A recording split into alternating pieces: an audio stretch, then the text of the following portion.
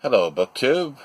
Good evening here in the UK, and just finished work a little while ago, and it was a rough day. Everybody's still interpreting what the Prime Minister said, which was clear as mud mixed with pig shit, or probably pure pig shit. Everybody's interpreting it their own way, even though it says everybody stay in. Nobody's staying in. Everybody's doing whatever they want to. So, not much change. Even though it's just a bit of chaos here, I'd say. But I'm here today to do a tag. Bill Ruttenberg has done a very interesting tag. It's combined two of my favorite things, is a good documentary, or documentaries, and books. So it's top 5 documentaries that affected my learning and reading tag. So I'll be reading off the screen here, so hence you can see lots of reflection on my glasses. Now, there's 5 questions, and it's to have 5 documentaries, and then answer like 4 questions for each of the documentaries. So the first question is, what are the top 5 documentaries that affected your learning and reading? Now, I'll go through them sort of chronologically as best as possible of when they were made. Connections by James Lee Burke. Cosmos, A Personal Voyage by Carl Sagan. Hollywood by Kevin Brownlow. And Africa, A Voyage of Discovery by Basil Davidson. And In Search of the Trojan War by Michael Wood. So we'll start out with Connections. Connections was done in 1978 by the BBC. It's 8 episodes. It's James Burke. He's journalist, science journalist. And it says, how did I come across it? And that's the second question.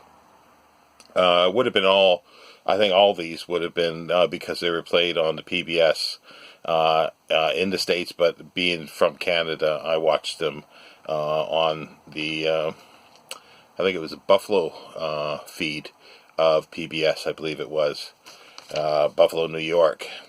And Connections, as I say, was done in 78. It's, and then it's like briefly, what is it about? Well, it's about science and invention, basically. And James Burke takes 2 points, one in the past and one now. And it'll be something along the lines of fire. I'm just making this up here because I can't remember exact ones. Fire and Marilyn Monroe. Okay, and then he'll go through sort of the invention of fire, what it caused to do that, and what it affected things, the connections, how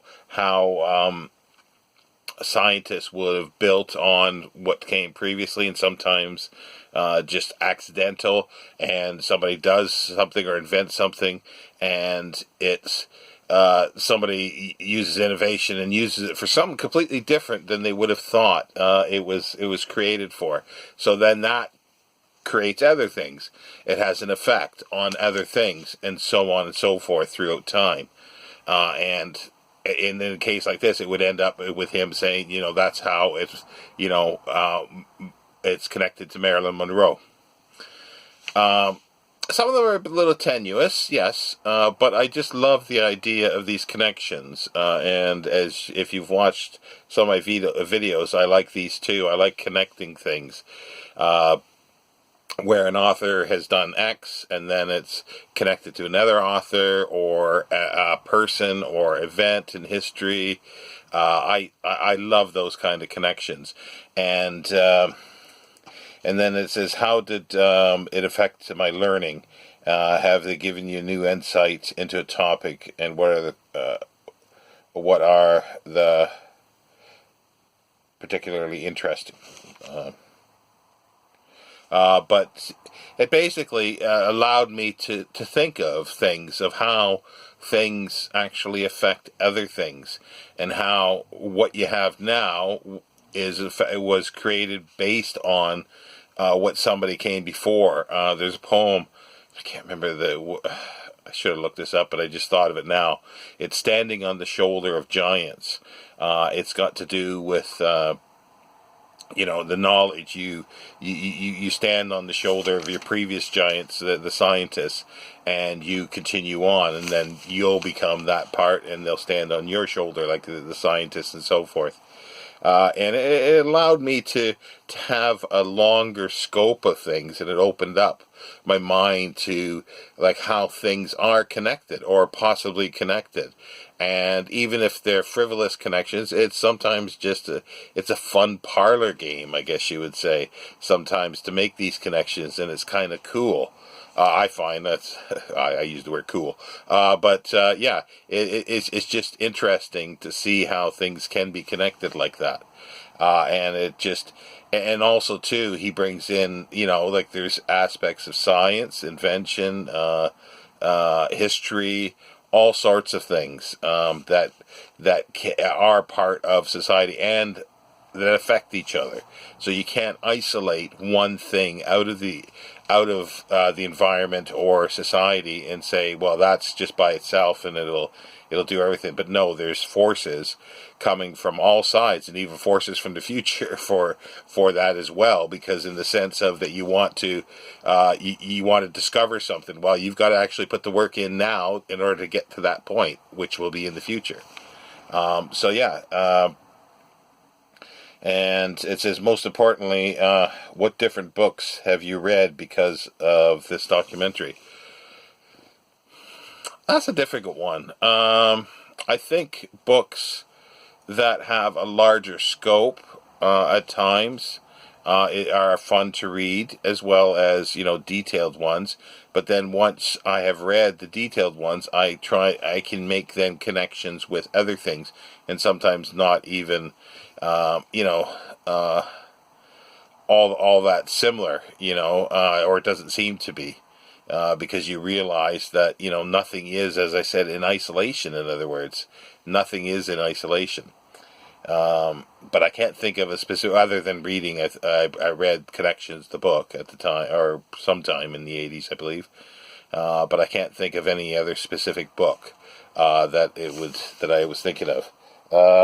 So the next one, we'll do Cosmos, Personal Voyage by Carl Sagan. That was made by PBS, 13 episodes. Music was good, it was by Vangelis. And again, I like the idea of this because there were a lot of shows that were sort of personal things. So the presenter was the one that was doing it. It's his personal view of things. May not be the end all and the end word, the word written in stone, but this is their view of things. And there are many of them. But I liked Cosmos as well because I'm interested in science. And he basically tells about the universe. But in the course of that, he uses history, he uses anthropology, he uses environmental impacts, he uses climate, just every science and every humanities, even religion, to get his point across. And I like that. I like combining all these things, and not, again, going back to the James Burke, not having things in isolation. And how did it affect your learning? And again, it just sort of built on from that, the idea of that nothing is in isolation, all things are connected, so I can have an interest in all these things because they are connected and interconnected, and they always have been. Because like if you want to do astronomy, you need to know some history. Either just the history of astronomy, but also like why was that like at certain times with the constellations and the zodiac and that, these are things that are helpful to understand where we are today. And again, books that I've read. Again, they're very, like, I've read the Cosmos book. I've read most or almost everything that Carl Sagan has written. And yeah, I think that generated an interest in astronomy, definitely, in science, and more within me. Next one would be Hollywood by Kevin Braunlau.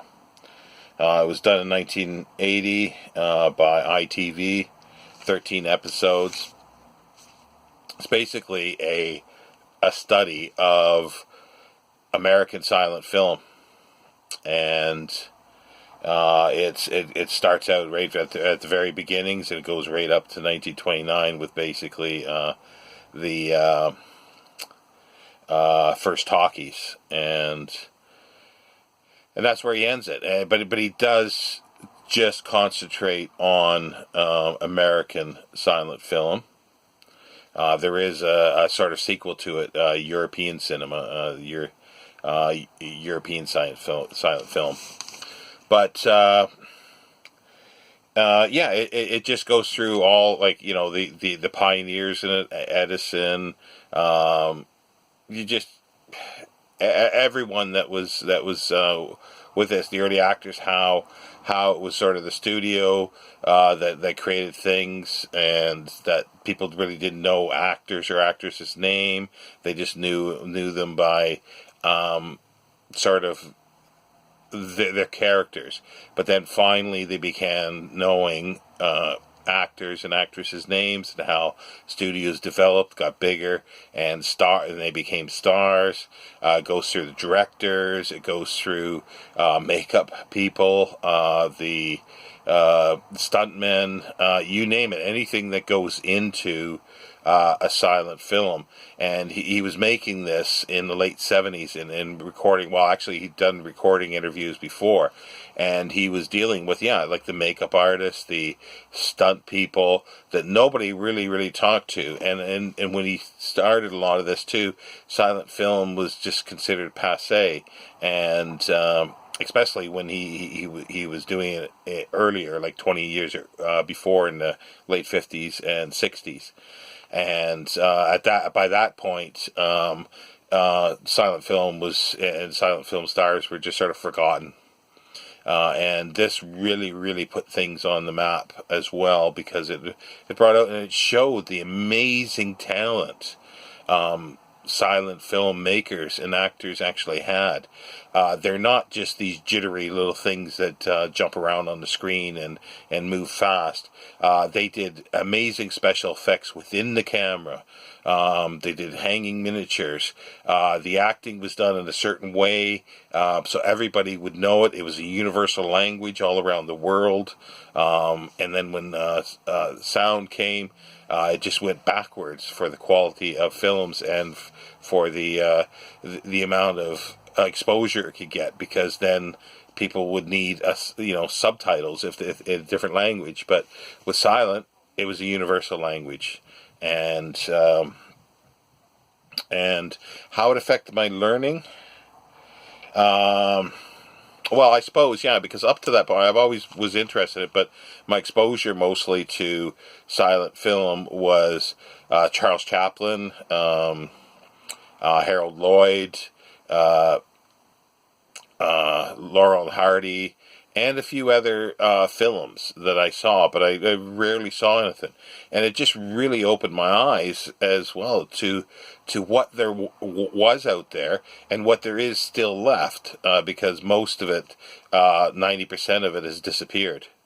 And then it says, give me insight. Yeah, because it made me really realize that, there was massive quality with silent film and silent filmmakers. And you can't surpass it even now with even the special effects, because it's different.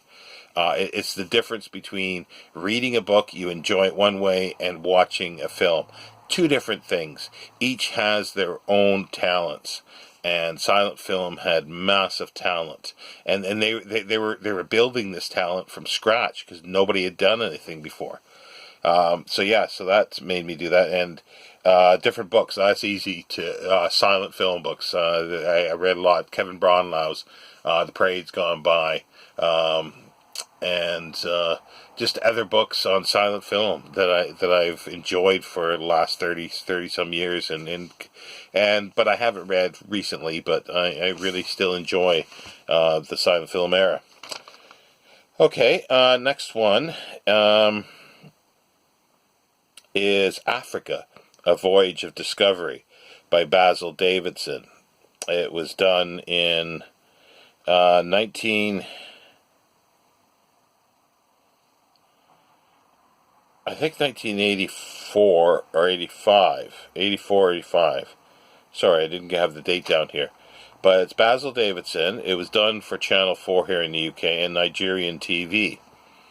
Now, Basil Davidson is a very, very interesting character. He started out, in the Second World War, he was in a lot of the intelligence, the SOE, and then he was sort of blackballed journalistic-wise, and he started getting interested in African history.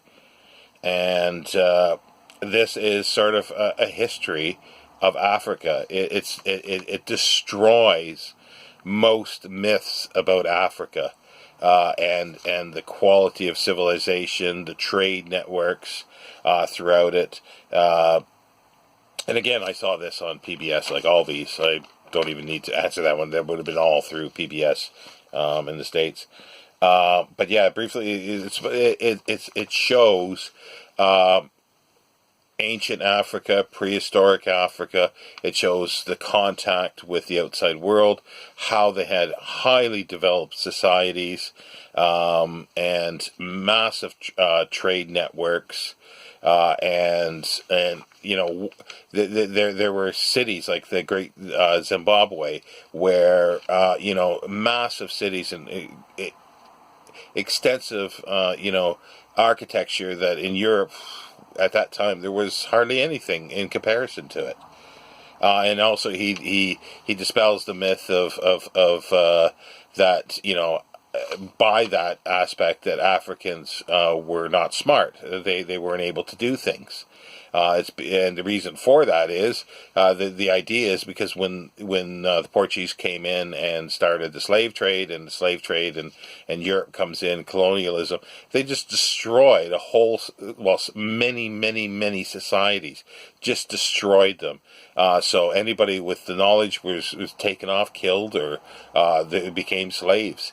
So society just crumbled in these areas, and it also, the impact of this, not only on me for learning these types of things, because it was Nigerian television. It's strange. Still, people today, when I mention this series, nobody's heard of it. People they don't know it.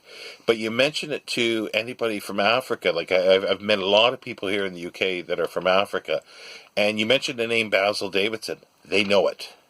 Because he allowed, by showing this, he sort of created another more pride in for Africans, that they, you know, because even at that point they bought into themselves that you know, their ancestors were savages and, you know, stupid, and that was what was taught, and it's still sort of, well, it's not even taught now. It's like, but if you look at history books and stuff like that, and world history, it'll be lucky if it says a little line saying, oh, Africa, well, nothing really happened there, so let's move on.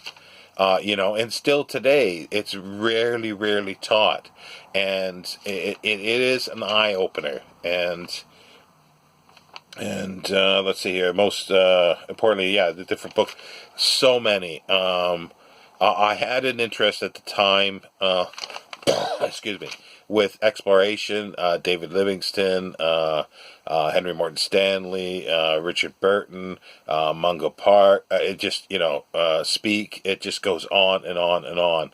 That I had an interest in this, and then I started, you know, by this realizing, wow, there's a lot more out there. And at the time when he was doing this as well, there were not many books published talking about this. He was one of the first to say that Egypt sort of is part of Africa. It's not separate. And, archaeology has shown a lot of stuff that he sort of has said with regards to Egypt, that it is, there is a sub-Saharan, a black African connection to ancient Egypt. And it just, even the interest in that, it just, fueled my reading. I have an interest in colonial Africa and pre-colonial Africa. Last one here is In Search of the Trojan War by Michael Wood. There was 6 episodes done in 1985 for the BBC. And, again, PBS.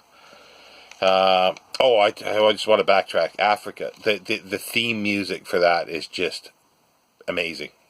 Anyway, back to In Search of the Trojan War. 6 episodes, Michael Wood, 1985. Now, it's literally about the Trojan War. It's him in search of the Trojan War. And he goes through all the excavations that have been there. And it just history, and it's just fascinating. And Michael Wood is just such a charismatic, would be the way to say, presenter, the way he talks. And that I'd always had an interest in ancient history and archaeology. I never thought I would do it, but I think it was really after watching that I decided, yes, I'm going to go for archaeology at some point. So I spent the next 3 years just sort of working and reading, and then in 1988, I entered an archaeology program in Canada, Near Eastern Archaeology. And it was from because of the influence of the Search of the Trojan War, and that's how it affected me so much with this. And as I say, he's just such a great presenter, an amazing presenter. And I was able to meet him when he was doing in Oxford Literary Festival, when he did the In Search of India a documentary, and I got that book signed. And yeah, he's just amazing. Everything he's done. He's done In Search of the Search of England. He's done a documentary on Shakespeare, which was really, really good. Just on and on and on and on. And books I read, well, everything that I probably read, like some of the first stuff that I started reading was, like, I mentioned before, God's Graves and Scholars, because it goes through that, and the Schliemann's, excavations of Troy, and then just all that stuff. That it just started me on a 3-year binge, basically, before I went to university, of reading. And it's just amazing documentaries. And it was, in some ways, I kind of loved this tag, but it was a little difficult to get the 5, but I think I've got the 5 that affected me so much. Because, I could have put in Civilization, which is an amazing one, and that's by Kenneth Clark, and it's a personal view too, so it's not, be all and end all of Western art. It's his personal view on it. And then there's Jacob Bronowski's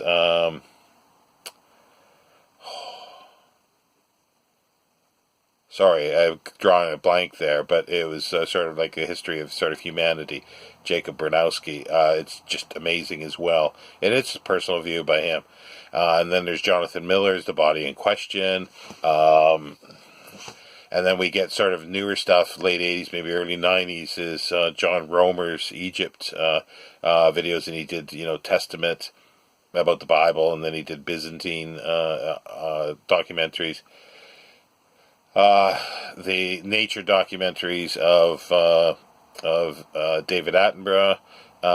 It just, like I say, it just goes on and on and on. There are some amazing documentaries out there.